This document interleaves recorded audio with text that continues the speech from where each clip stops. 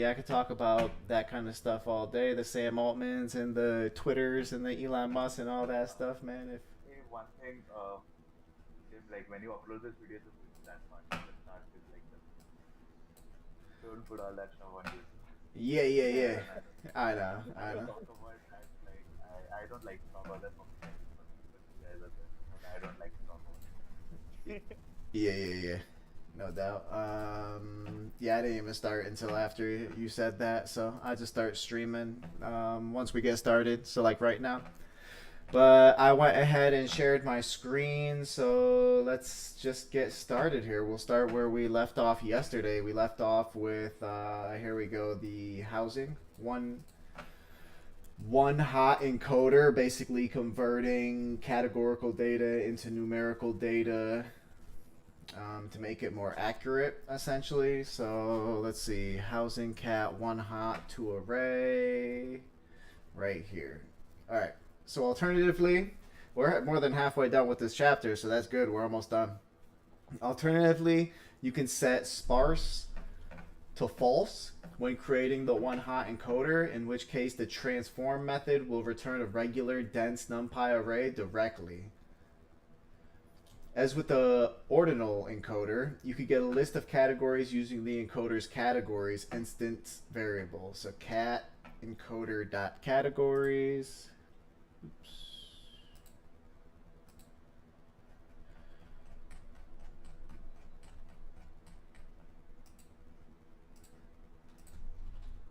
Cat encoder dot categories. Cool. Okay. Pandas has a function called getDummies, which also converts each categorical feature into a one hot representation with one binary feature per category.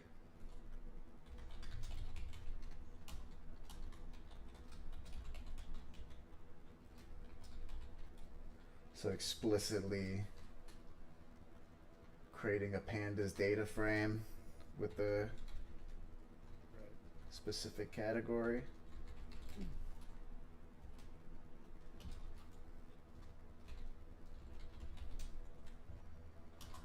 Feel free to continue reading this paragraph if you would like. I'm just going to type this out here.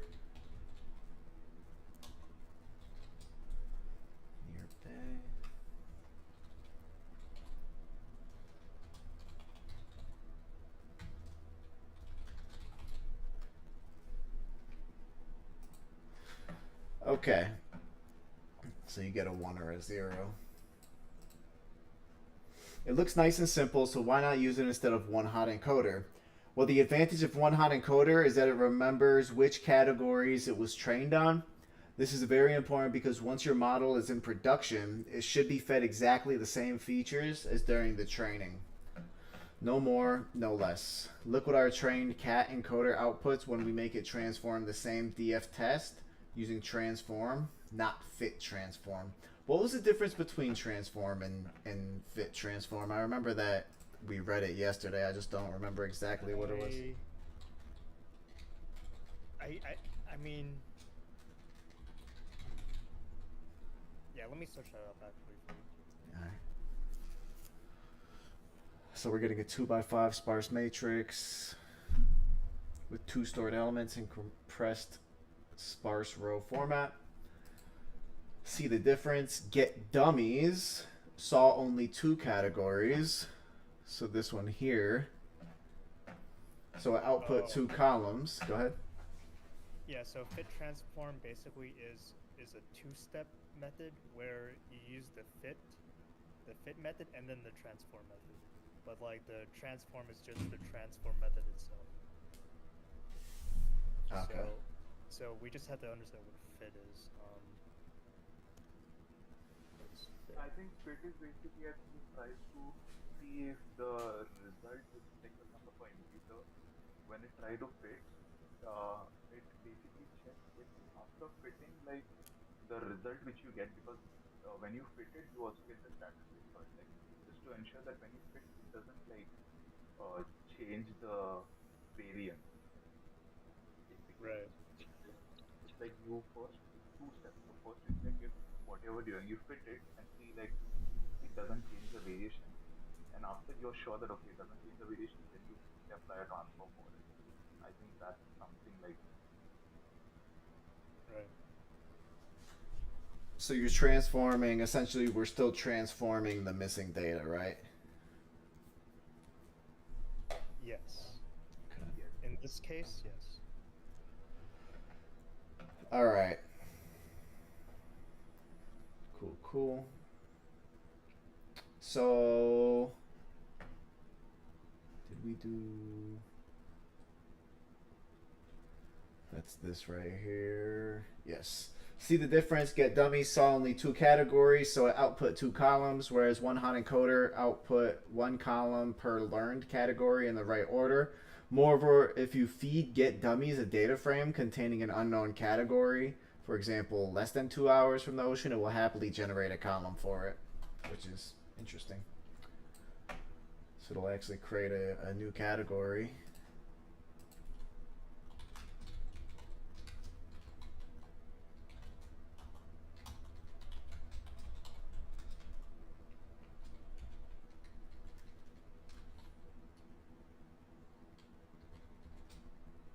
So you just input a dictionary into the data frame that will just construct it, just a table.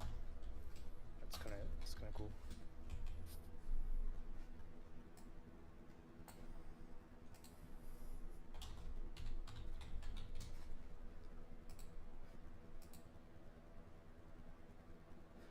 Cool, cool. Oh. PD dot get dummies. Why are they calling these dummies though? This is not, because even the one with the category that existed, it still called it dummy up here, didn't it? Ocean proximity, inland, near bay. Oh, so the get dummies is basically a way to, show a binary feature per category. It's kind of like the one hot encoder, but I think it's for dummy dummy objects. So because we're using a dummy like test unknown like a object, and then we just pass that dummy data variable, a data frame, into the get dummies, just to show the binary like relationship. Yeah, yeah. Okay. It looks nice and simple, so why not use it instead of one hot encoder? Actually, I already read that. But one hot encoder is smarter. It will detect the unknown category and raise an exception. If you prefer, you can set the handle unknown hyperparameter to ignore, in which case it will just represent the unknown categories with zeros. Feel free to keep going if you would like. I'm just going to type this out here, or just comment on anything. So you could set it to handle unknown, ignore.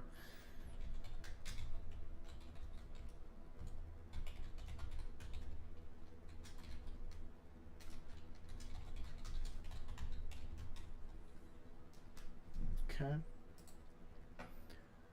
Oops. Trans.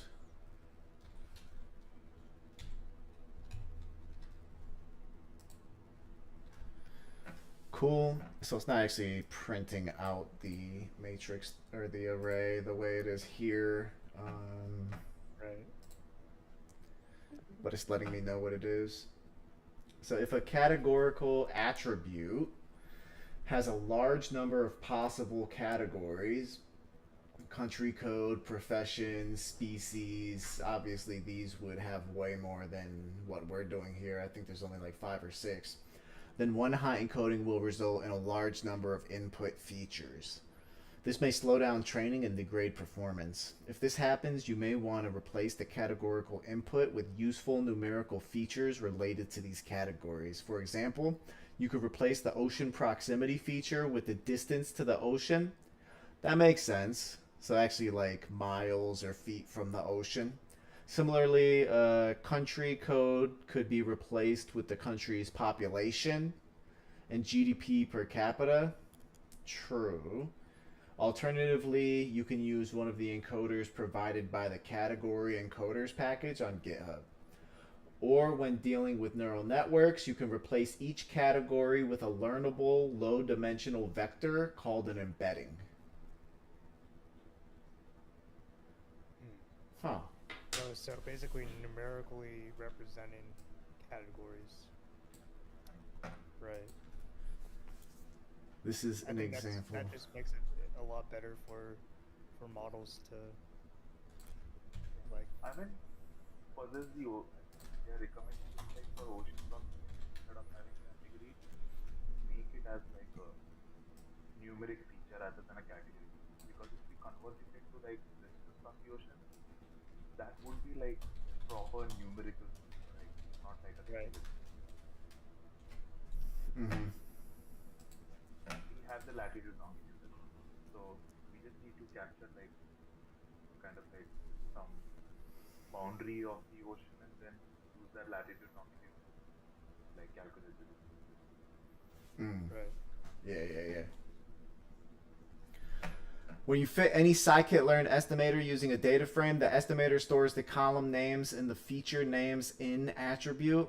Scikit-Learn then ensures that any data frame fed to this estimator after that, so for example, to transform or predict, has the same column names. Transformers also provide a get feature names out method that you can use to build a data frame around the transformer's output.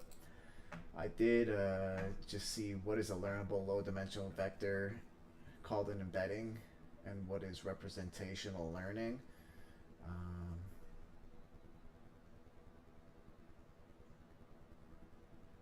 High dimensional data. Yeah, so essentially embeddings are a way of transforming complex, often non-numerical data into a format that machine learning algorithms can understand and process more efficiently. Right.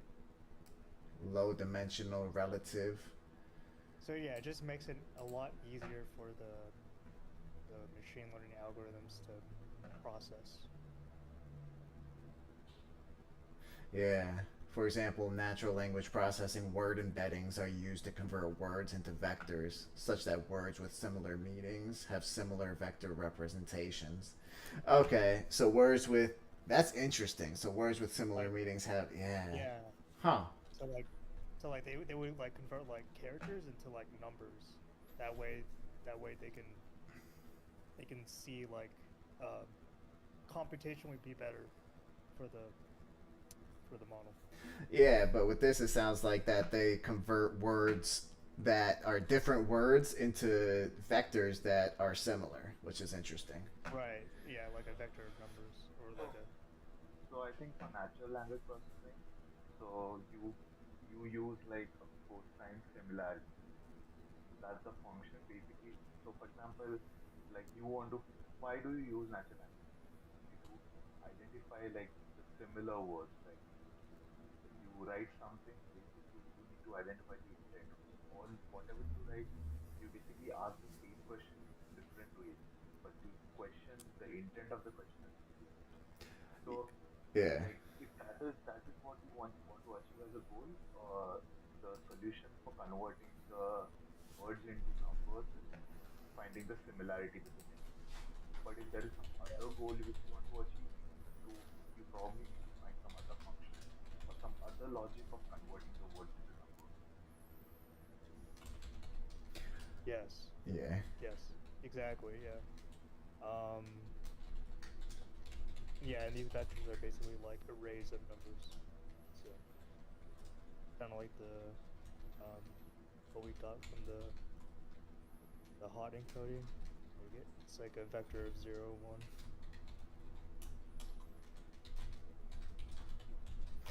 Yeah, I find that pretty interesting. That's cool. I'm just going to go ahead and type this out here. I'm almost done, and then we'll keep going. Sweet. Feel free to start reading if you'd like, one of you. No worries if not. Yeah, I can read. I was typing. Yeah. So from where I need to like feature scaling and transformation, right? Yes. Yeah, so feature scaling and transformation. One of the most important transformations you need to apply to your data is feature scaling. With few exceptions, machine learning algorithms don't perform well when the input numerical attributes have very different scales. This is the case for housing data. The total number of rooms ranges from about 6 to 39,000, while the median income only ranges from 0 to 50. Okay. Without any scaling, most models will be biased towards ignoring the median income and focusing more on the number of rooms. There Right. are two common ways to get, yeah, there are two common ways to get all attributes to have the same scale: min-max scaling and standardization. Yeah, because the model is saying high values, and your your target basically is low. Like I think some features are like low values, some are high values. That is, your high values will be favorable most of the time. So wait, so what is the, do you know the difference between standardization and normalization? Because like normalization, it's kind of like Yeah. statistically. So I think in normalization, what you do is basically, if let's say if you have a particular value of ranges, let's say, I think -7 to -2,500. So those are pretty high values, right? Yes. And like it's very difficult to like visualize those values, pretty high values. So what you do is basically normalize this like some small range. Let's say you convert that -1 to 29,000 into 0 to 1. Yes. Yeah. So like So yeah, that like a probability like distribution. correct. Yeah. So that makes it very easy to visualize, basically. And So I then think standardization is kind of like scaling it. yeah, just making all the variables into the same range. Right, the same range. Right. So Okay, so okay. this yeah. So this one now to standardize, you can standardize on median income to say six in ranges of 10,000 and 7. So Right. that will also be standardized. But again, it's better to apply standardization in a normal way, like a normalization way. That is, bring the median total number of room ranges to like a lower value.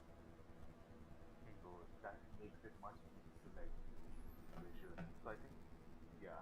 So that makes it very easy to visualize on ground. I see. Okay.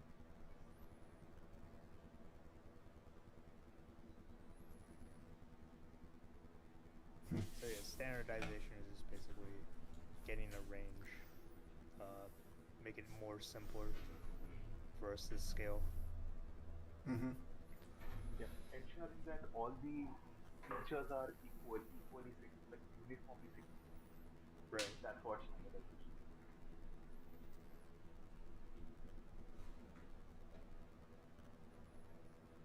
is. Okay. As with all estimators, it's important to fit the scalars to the training data only. Never use fit or fit transform for anything else than the training set. Once you have a trained scalar, you can then use it to transform any other set, including the validation set, the test set, and new data. Note that while the training set values will always be scaled to the specific range, if new data contains outliers, these may end up scaled outside the range. If you want to avoid this, just set the clip hyperparameters to true. Okay. Min-max scaling. Many people call this normalization. Min-max scaling is the simplest. For each attribute, the values are shifted and rescaled so that they end up ranging from 0 to 1. This is performed by subtracting the minimum value and dividing by the difference between the min and the max. Scikit-Learn provides a transformer called min-max scalar for this. It has a feature range hyperparameter that lets you change the range if for some reason you don't want 0 through 1.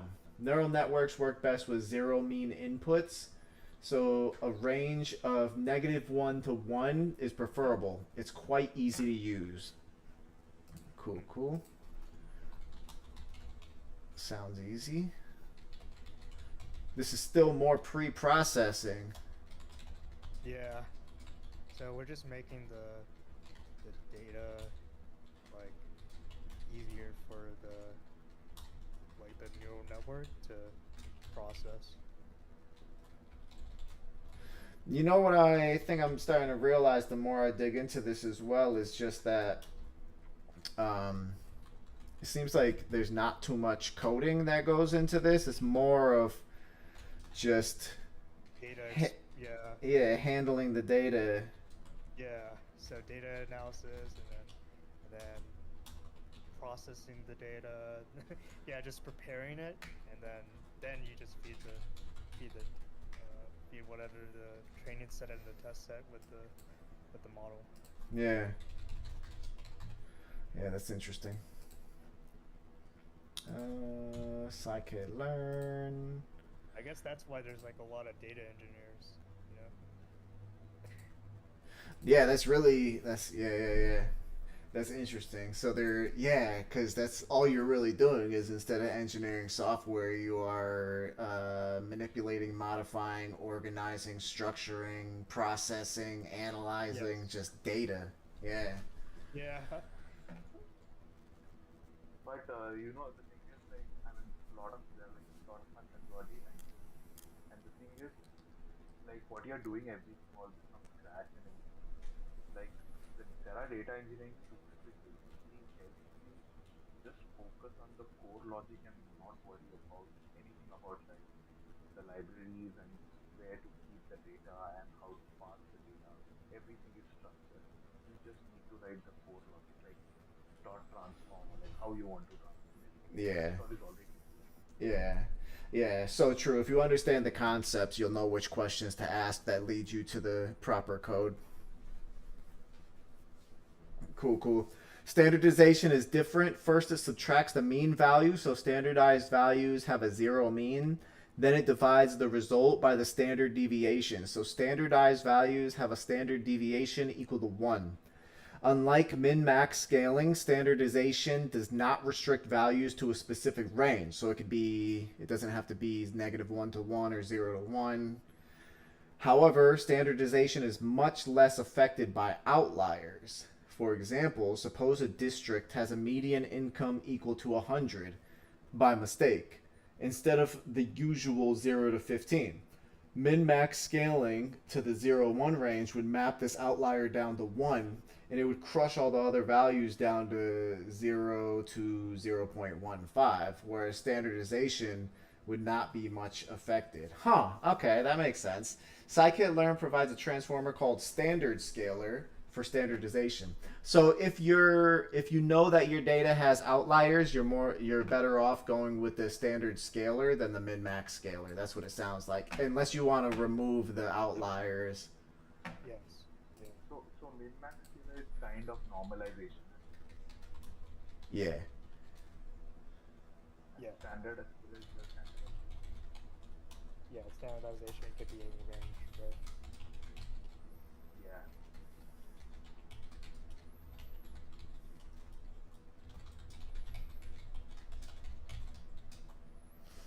Standard scalar, and then fit transform.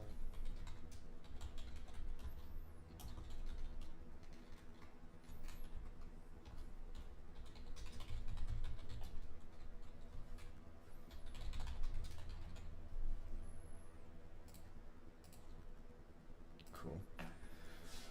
This stuff isn't actually running or returning anything, but Can you like do one more thing just to test it?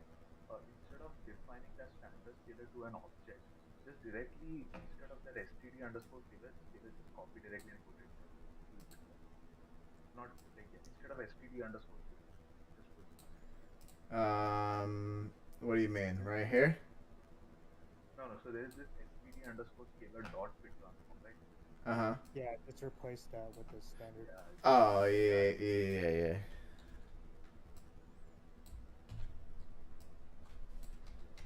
just run it and see. Yeah, that works. Which that does, I kind of like that. That's clear, too.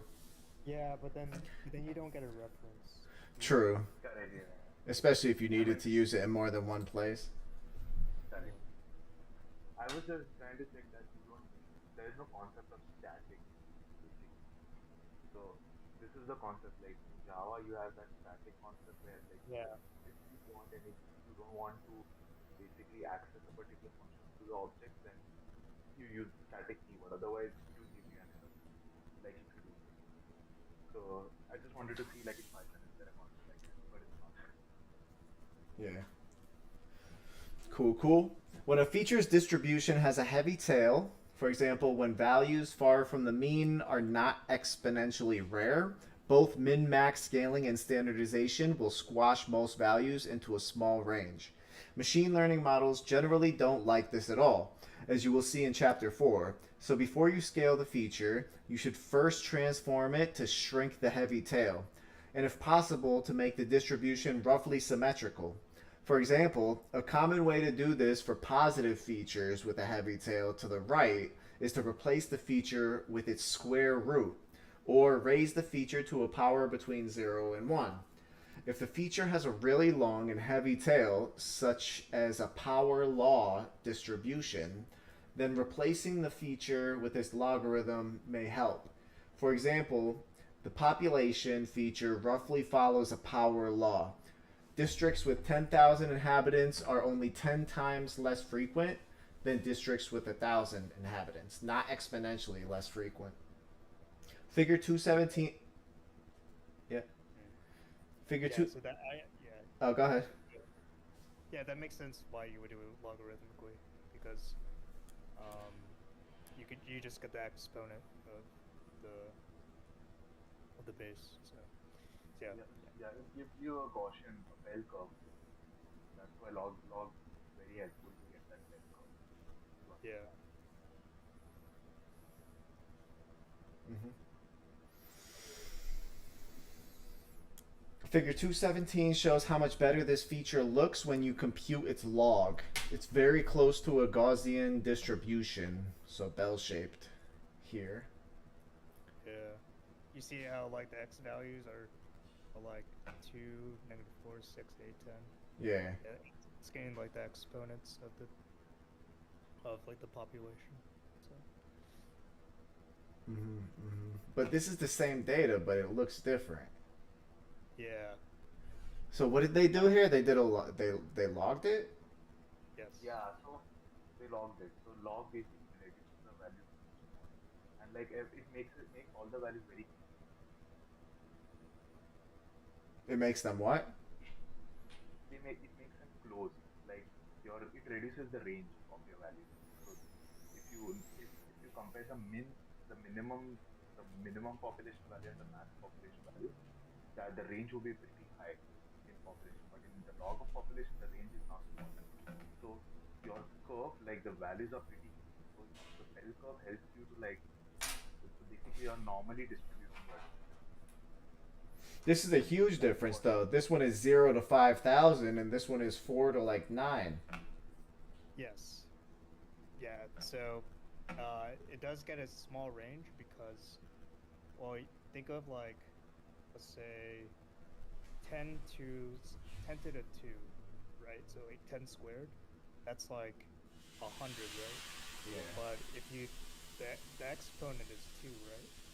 So if you take the logarithm of 10 squared, you just get 2.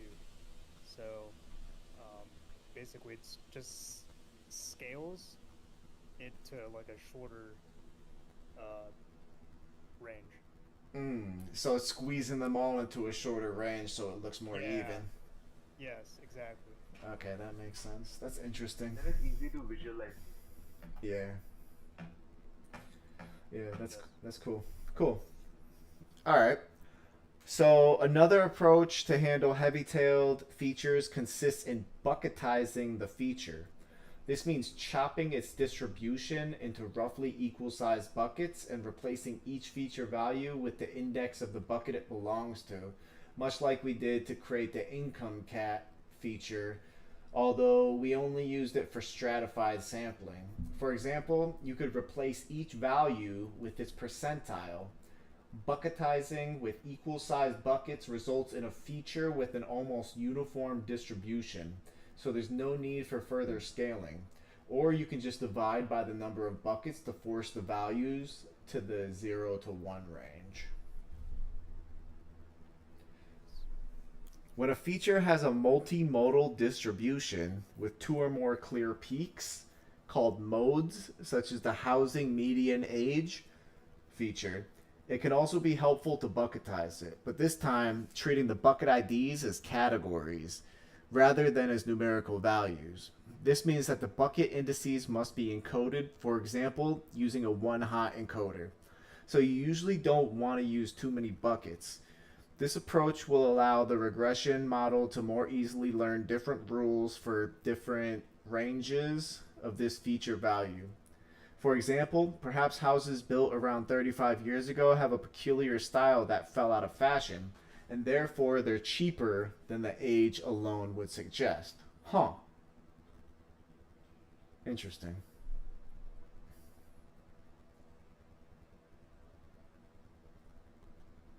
Another approach to transforming multimodal distributions is to add a feature for each of the modes, at least the main ones, representing the similarity between the housing median age and that particular mode.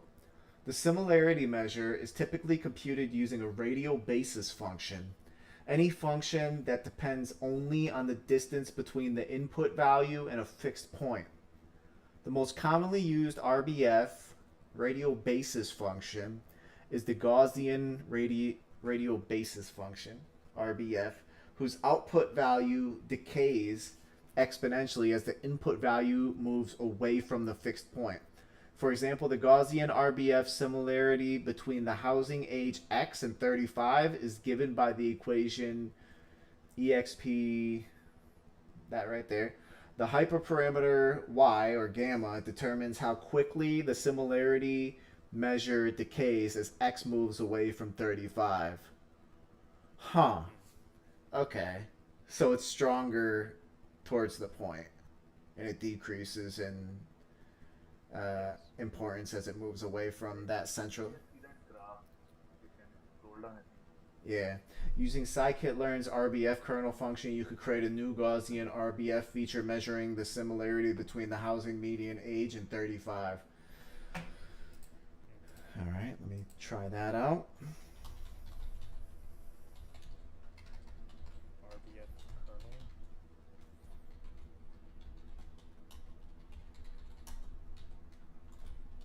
Radial basis function, is that what it's called? Radial basis. Yes, radial basis function.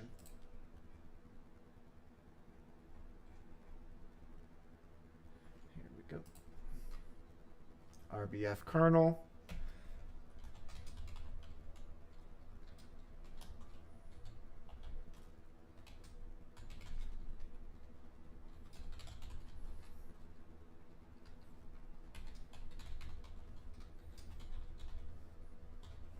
And you could do this with every single one if you wanted to, but it looks like they're just doing it with one.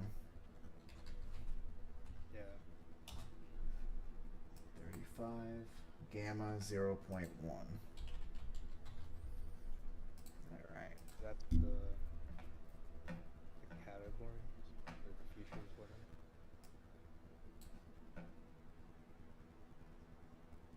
Oh, it's you're missing an assignment equals. Oh, yeah.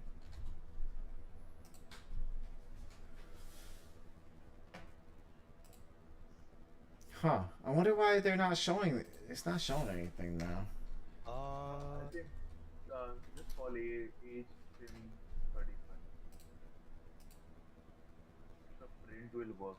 I think you need to just do I think you need to do that graph. Use the PLT function. They are not showing it, but I think probably you need to do that PLT function. PLT? Plot the graph. Yeah, but no, yeah, just you need to like create that plot, like This one in here. that data.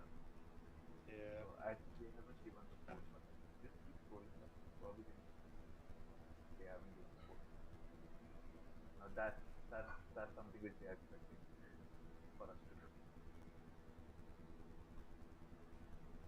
Yeah, I don't think they give that. Let me see.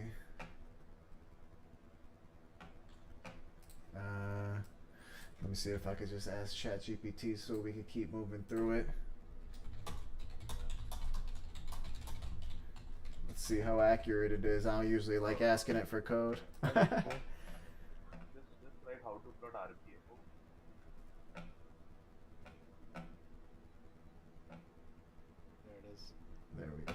Plots. Plot statements. Let's see. Usually it's not good, so. Oh. How accurate is this? I guess that's accurate. It's just not showing the bar, Yeah. Oh well. but that looks accurate. yeah, I think you plot house thing. Just remove that grid. No, grid is there. Okay. Grid. Let me see if I want to see what happens. And let me change the gamma real quick. Did it make it smaller?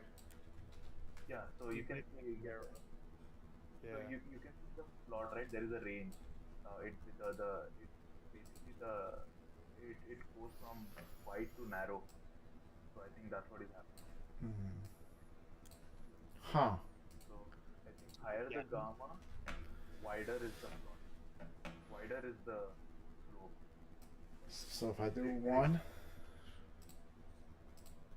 Which would be that's tiny. That's tiny. No, Yeah, the larger it is, the smaller the line. Yeah. The smaller it is, the wider. Because if I do 0 point, let's just say 0.01. I think greater the value, greater the slope. Yeah, that's way bigger. So the slope is smaller, right, in this. So as you increase the value, the slope increases. Okay. You can see now this has greater slope than the peak. Oh yeah, it says it right here, gamma. Yeah. So the So I lower, think if the you- lower. So I think as narrow it is, probably as you move away from the point, there would be less impact. So the median is 35. As you move away from 35, there will be less impact. So the higher the gamma is, the quicker the impact decreases. So yeah, higher the gamma, the impact decreases. Faster. As you move away from the Okay. Cool. Yeah, so I could see where like this outlier right here is less relevant with this here.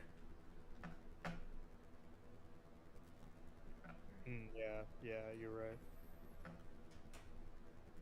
Okay. Cool. All right.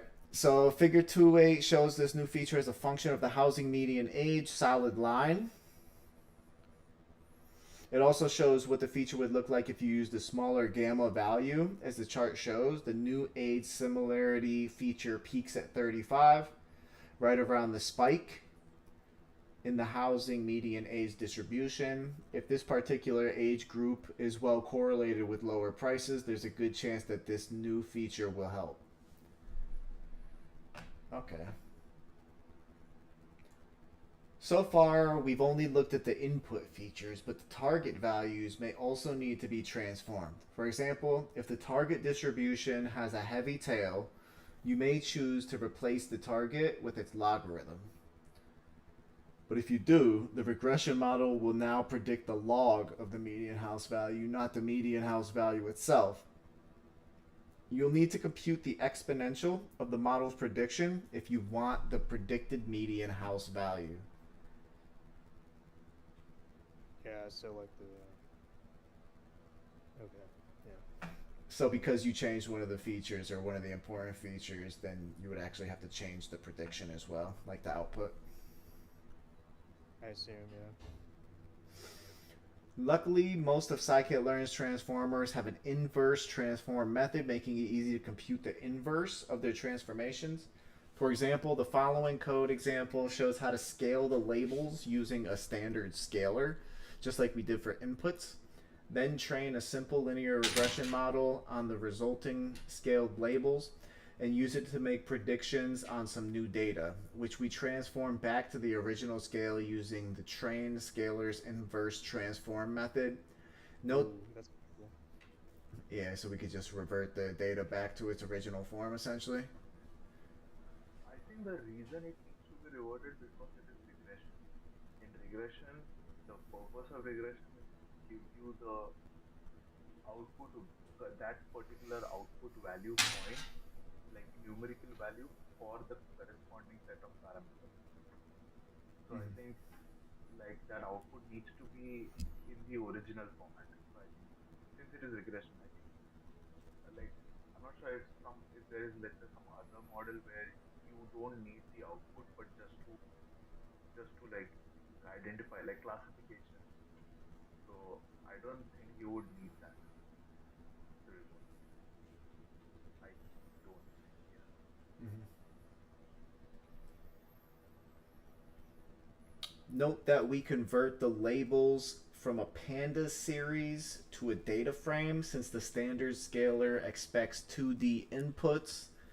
Also, in this example, we just trained the model on a single raw input feature, median income, for simplicity.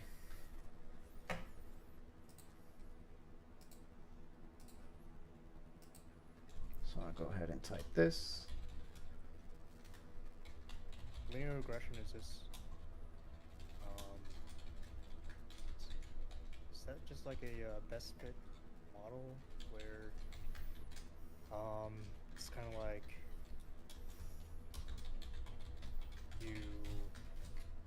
you make the best fit line in the data set? Yeah, over the points. You basically fit the lines in such a way that there is a sweet spot of like low variance and low bias. And that Right. fit curve, that fit line, basically when you like want to test the data, you basically fit in all other points and how where that output point will lie on that curve.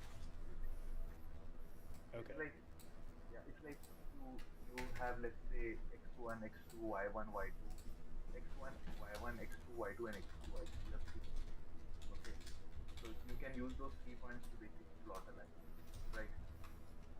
You just need 2 points to plot a line. But once you have plotted that line, if I give you a third point, but just the x coordinate, you can identify the y coordinate because you have the line, you have the x. Yes. Right. I think Oh, that's okay. like the base concept of it. Yes, and that way with this line, we can better predict the the outlier. The y coordinate, which is Yeah. basically the house value, because your in this case your x coordinates are multiple Okay. and your y coordinates are one. Right. Okay.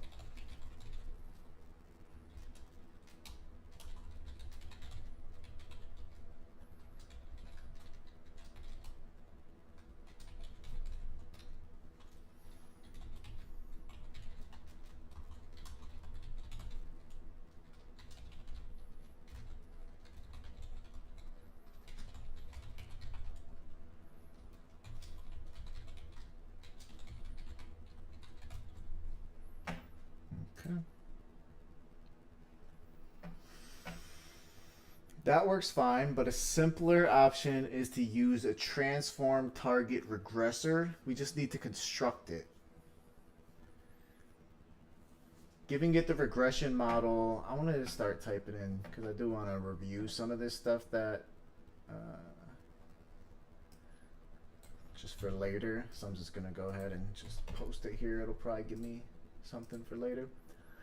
Some of these words I just want to follow up on later and just go down some rabbit holes to understand a little bit better with. Of course. Yeah, so this works fine, but a simpler option is to use a transform target regressor. We just need to construct it, giving it the regression model and the label transformer Then fit it on the training set using the original unscaled labels. It will automatically use the transformer to scale the labels and train the regression model on the resulting scaled labels, just like we did previously. Then, when we want to make a prediction, it will call the regression model's predict method and use the scalar's inverse transform method to produce the prediction. Oh, so it's more simpler. Yeah.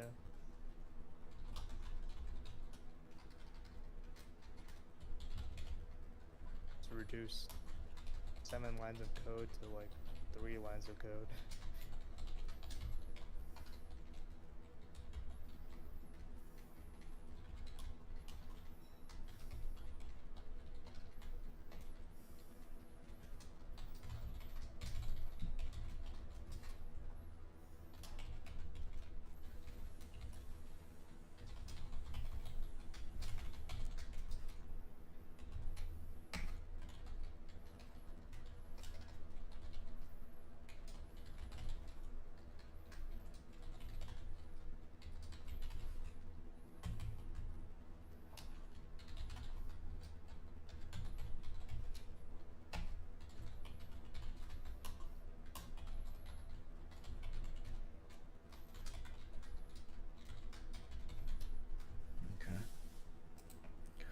Just easier, less code than this, you're saying here, than the linear regression. Yeah. But it's doing the same thing here? Yes, it is, yes. Making predictions, okay. Custom transformers. Although Scikit-Learn provides many useful transformers, you will need... See, that's... Now, I just want to clarify really quickly, because when I hear about machine learning just like out there in the world, and when I hear about other people talking about it, they say transformer a lot, but I think the transformer that they're talking about now is different than this transformer, right? Yes. So transformer is basically a way of saying like making the data set a lot easier to work with, I guess. And that way the model can like make better predictions based on that data set after you transformed it. So it's kind of like a function. It's kind of like a function. It takes an input and then just gives you an output. Mm-hmm. So you get different types of transformers. So you're just changing the data with a transformer, whereas the transformers in like natural language processing, that's a different type of transformer. Yes, yeah. That's different because a transformer, like neural network, is that one's a more complex like neural network, only built for like natural language processing. But yeah. Is it still transforming data though? Transformers are pipelines basically. Yeah. In natural language transformers are basically pipelines. So based on, so I actually used one of the projects where I was creating a chatbot where whatever question the user asked, basically my purpose was to identify the intent. For example, I want to know like is there going to be a holiday tomorrow, or are we having a leave tomorrow, or what's tomorrow, or what's the new thing for tomorrow, do I need to take a leave for tomorrow? All these kind of intent to know that they want to know if there is a holiday tomorrow. So it's basically an intent classifier transform, like that. Those are transformers. That's one of the five. Yeah, and in this context, when we're talking about transformers, it's just basically functions. So just inputs, transforming them into outputs for your data set. Mm-hmm. You need to transform the data in such a way that the model can understand that data. So I think that's what the transform. Yeah, that makes sense. Cool. So custom transformers. Although Scikit-Learn provides many useful transformers, you will need to write your own for tasks such as custom transformations, cleanup operations, or combining specific attributes. For transformations that don't require any training, You could just write a function that takes a numpy array as input and outputs the transformed array. For example, as discussed in the previous section, it's often a good idea to transform features with heavy-tailed distributions by replacing them with their logarithm, assuming the feature is positive and the tail is on the right. Let's create a log transformer and apply it to the population feature. Cool. Yeah, we've been using this pre-processing class a lot. Seems to be a lot of useful stuff in this library. Right.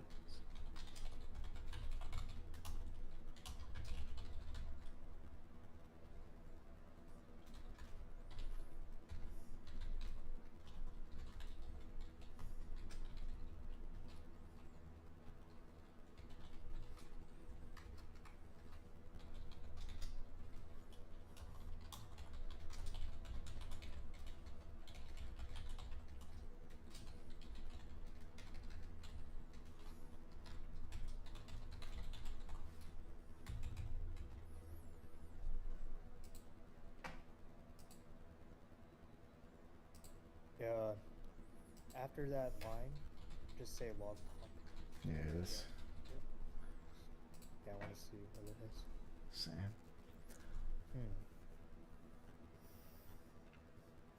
Okay, so these ones seem to be putting all the populations in between a range of like 6 and 8. Right. Yeah, because of the logarithm. See, I need to go ahead and actually like test out, like build a model with just the original data and see what the result is, and then modify like just one of the features like this, and then see what the like I need to do step by step and actually see how modifying, because I know that this is modifying it, and from what the book is saying is that it's gonna make the model more accurate and better, make better predictions, but I like to see it changing and see it working in real time. So when we're done with this chapter, we should like play around a little bit. Yeah, I agree. Just to see it in action. Because I see this and I get it conceptually, but for it to really stick and for me to really understand it, I want to see. You just gotta play around with it, yeah. Yeah. All right, so the inverse func argument is optional. It lets you specify an inverse transform function if you plan to use your transformer in a transform target regressor. Your transformation function can take hyperparameters as additional arguments. For example, here's how to create a transformer that computes the same Gaussian RBF similarity measure as earlier.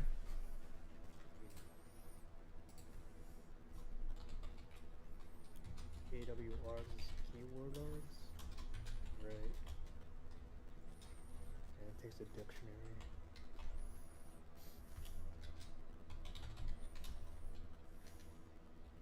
KWArgs. Yeah. A dictionary or hash map or hash table. So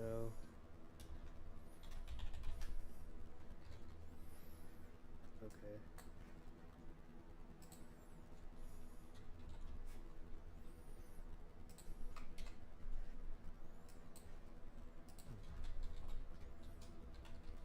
Can you guys hear the music in the background?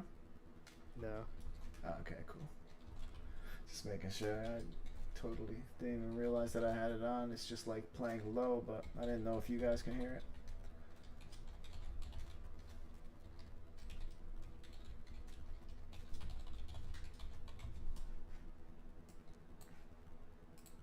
Alright. Oh no, in the beginning it was actually printing everything for me. Now it's not for some reason, so I don't know why. I'll Google that later. RBF, transformer, transform, housing. RBF transformer is not. Yeah, you should say RBF transform instead of transformer. No, it says right here. RBF transform. Oh. Here. There we go. Cool. All right. So housing median age. All right. So I could see how it's basically like, yeah. I see what we're doing here. All right. So we're basically like squishing it into like a smaller representation of the data. Yes. Yeah. Yes, just representing the data differently. Yeah. Note that there's no inverse function for the RBF kernel since there are always two values at a given distance from a fixed point except at distance 0. Also note that RBF kernel does not treat the features separately. If you pass it an array with two features, it will measure the 2D distance, Euclidean, to measure similarity. For example, here's how to add a feature that will measure the geographic similarity between each district and San Francisco.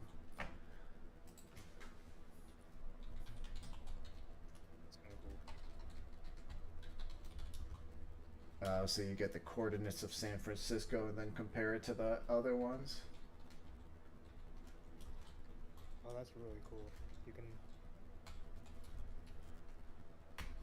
getting each feature and then see the geographic similarity. That's kind of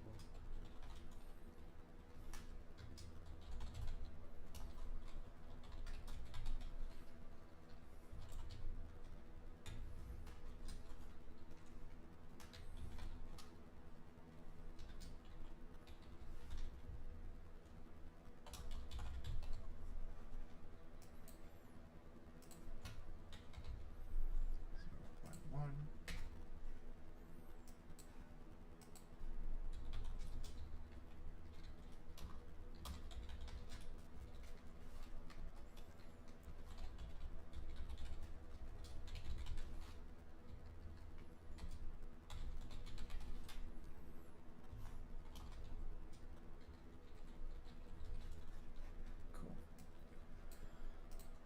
Alright, let's print this.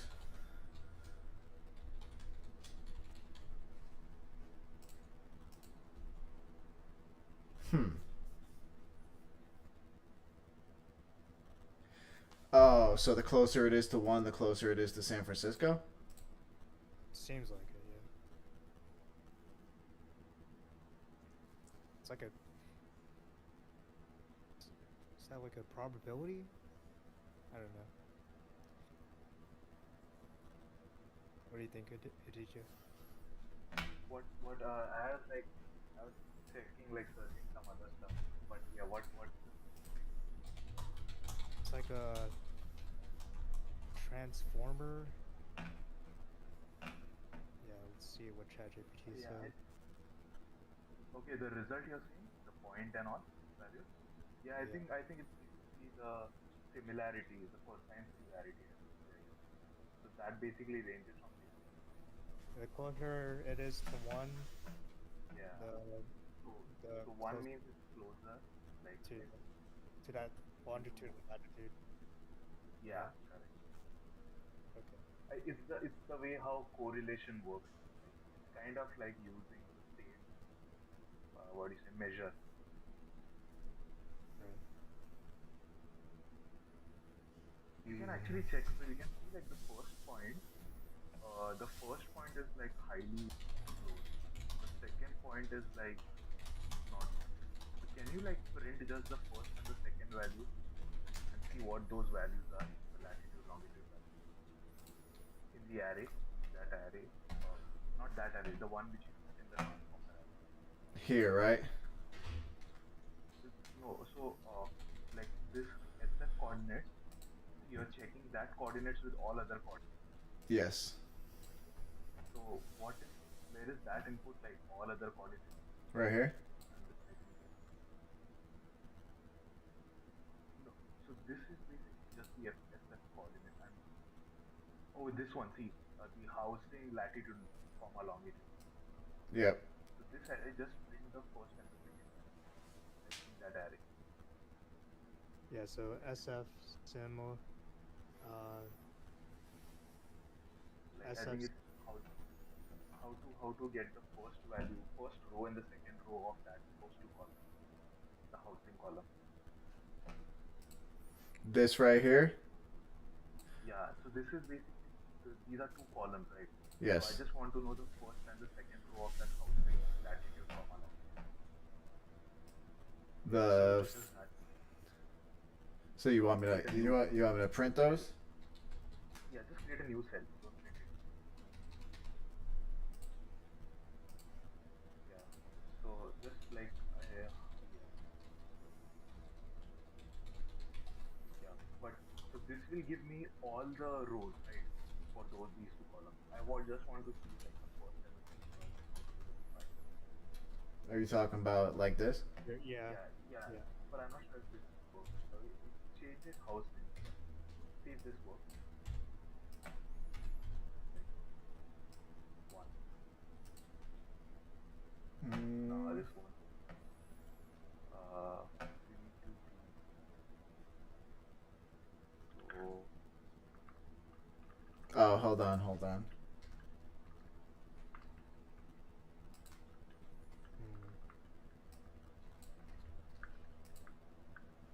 Mm.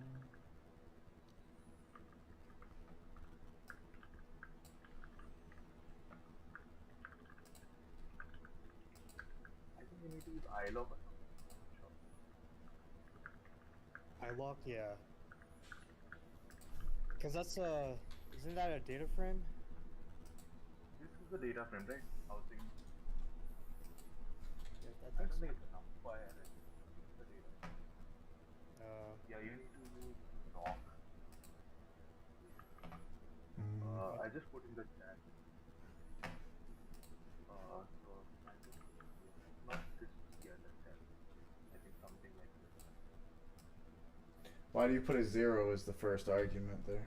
Scanning the first column 0 is the first row. or first. Oh yeah, Yeah. first row. Yeah. So Oh, you can okay. see, and this is so close to that value. Now print first column, first row. This was the 0th row, right? Print first row. And that should be a bit far away. Like instead of 0, change it to 1. Right here, right? Yeah, just change 1. Yeah, copy, yeah, create a new. Just change it to 1. That should be a bit far away. Now, is that the right one? Let me go ahead and just.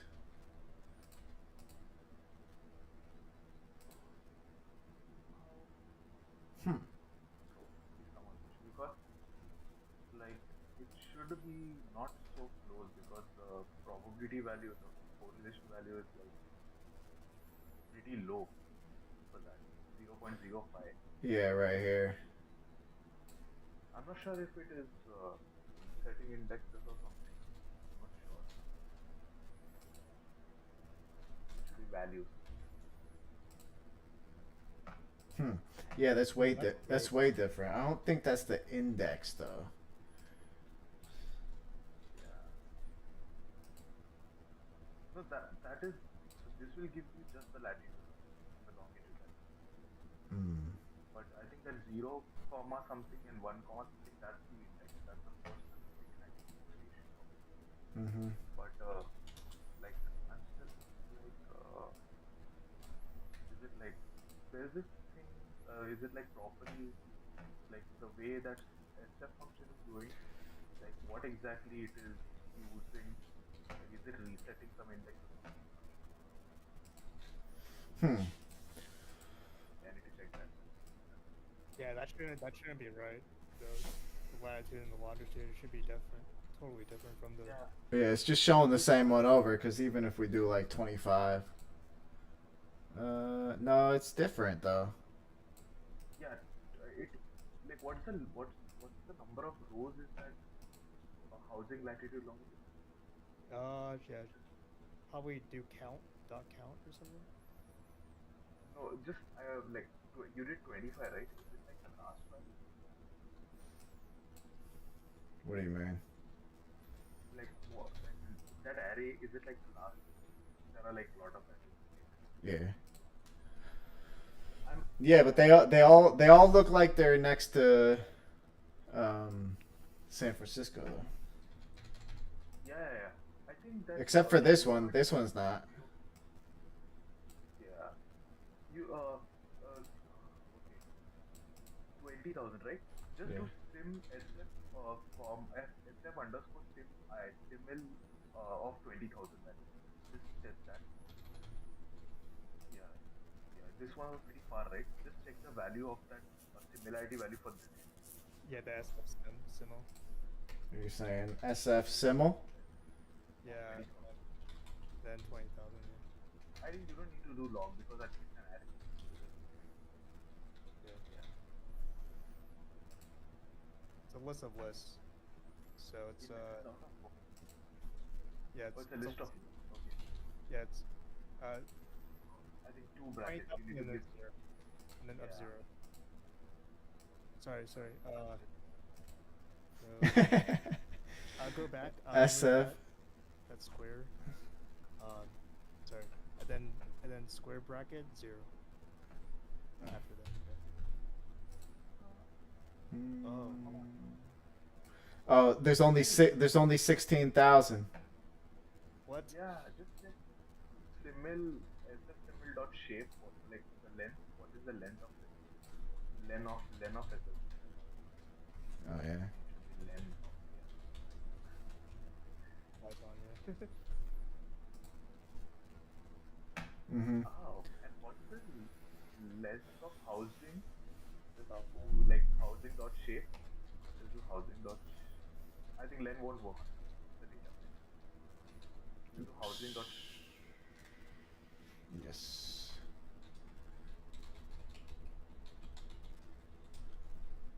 No, there's no.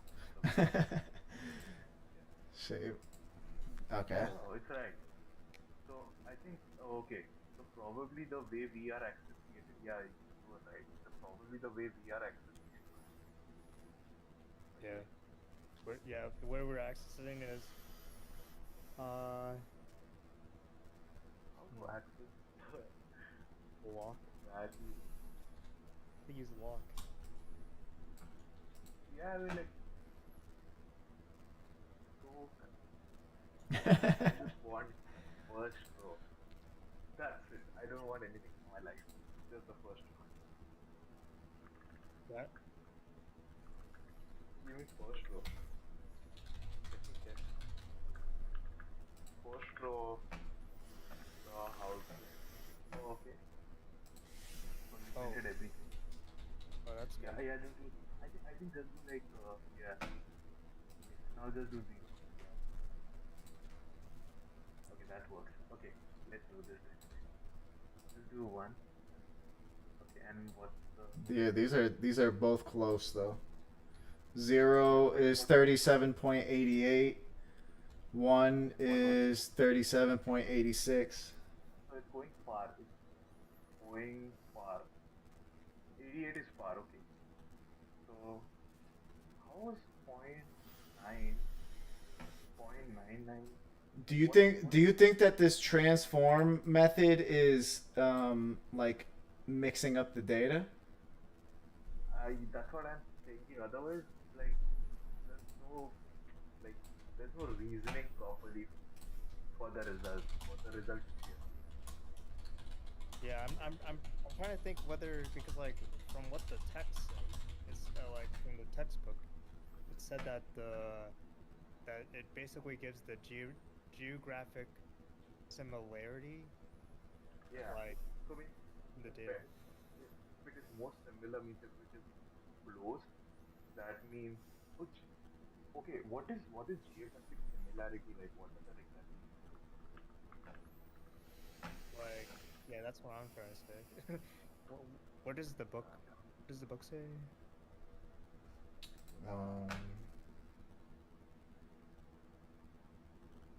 No, I know that this says that if the value is close to 1, that it means the location is near San Francisco. Euclidean.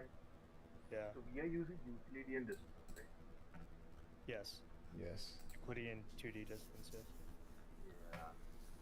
mean, the, like the best way is to calculate the Euclidean distance and see between 2 points.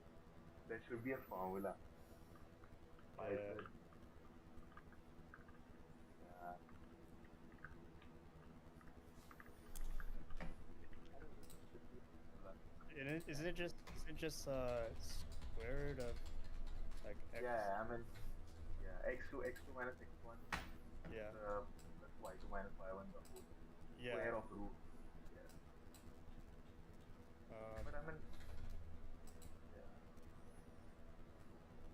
Yeah. Oh, Yeah, don't check just one point. I think you check the other that longitude as well because that could take the difference away.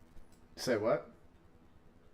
Don't just check the latitude. Check also the longitude because like even if latitude is close, if the longitude is far away, then that would like uh, reduce the similarity.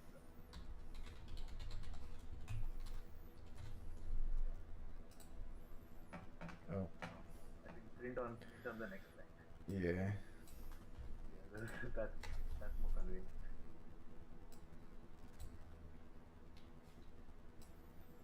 I think it's latitude, comma longitude. Yeah, they're better to print on. yeah. Let me just clean up some of this stuff. They remove it actually. So the point is, yeah. That's weird. What's the simple 0 and 1 value? It's 0 0.0.0.9, right? I mean, what we are seeing. Yeah. Mm-hmm. And then in the second within the second column, or like the second row, it says it's 0.05, and that should be Yeah. a A bit far. yeah. I feel like that one is closer. This does I don't see unless the SF symbol is Yeah, I think it might have. Oh, okay. Is it like? Oh, no. because well look at it. Look at the data. Like the print statement of SF symbol, it's a list of lists, right? Mm-hmm. So Yeah. Oh, okay. Okay. Oh, so I understood what he's doing. Oh, it is basically, I think, okay. I think it's not like completely simple. It's not just like, I think what that function exactly is returning. Function. function transformer. Yeah. Based on my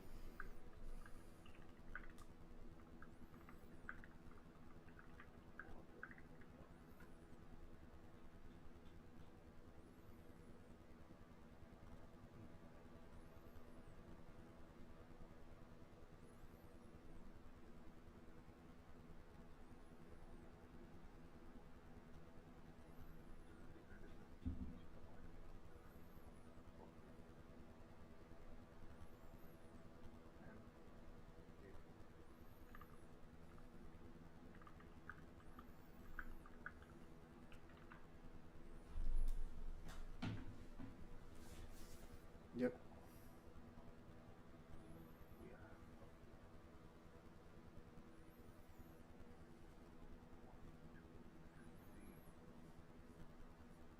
Yeah, I mean, no, I think like it's correct. I mean, for every point, that's the